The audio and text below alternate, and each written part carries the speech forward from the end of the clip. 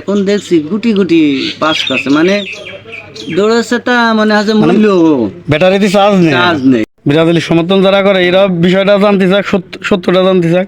তুমি বলো। এখন তুমি না এক একজনের এক এক রকম সমর্থন হতেই পারে। হ্যাঁ। এখন বিষয় হচ্ছে এই যে আমার মনে করো যে ব্রাজিলের আমি ভালোবাসতাম, আমি যখন খেলা বুঝি তখন রোনালদিনহো, তখন মনে করো যে খেলা রানিং চলে।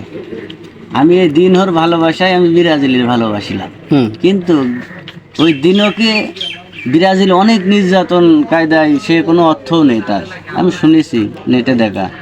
তারপরে কষ্টটা বেশি দিয়েছে, কিন্তু ওরা আমলেই মনে হয় সম্ভবত 2বার কি 3বার বিশ্বকাপ পেয়েছে, 2বার সম্ভবত। তা এখন ওই রোনালদিনহো, ওরে আমার খুব ভালো লাগে। ওর কিছু কিছু কৌশল ছিল, আর ওর শরীরে কোনো হাফ বলতে কিছু ছিল না।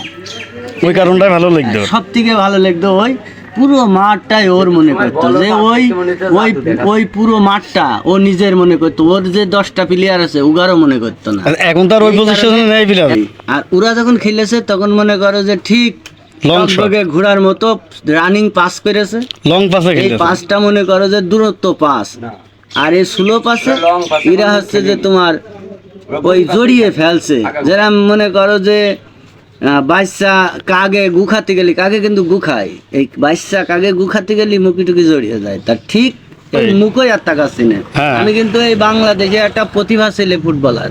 আমি 2006 সালে সারা বাংলাদেশের ইন্টার স্কুল হাই স্কুলের সার্টিফিকেট আছে আমার, খুলনার আছে, জেলা শুনে খুব ভালো লাগলো যে সার্টিফিকেট আছে আমার, বহুত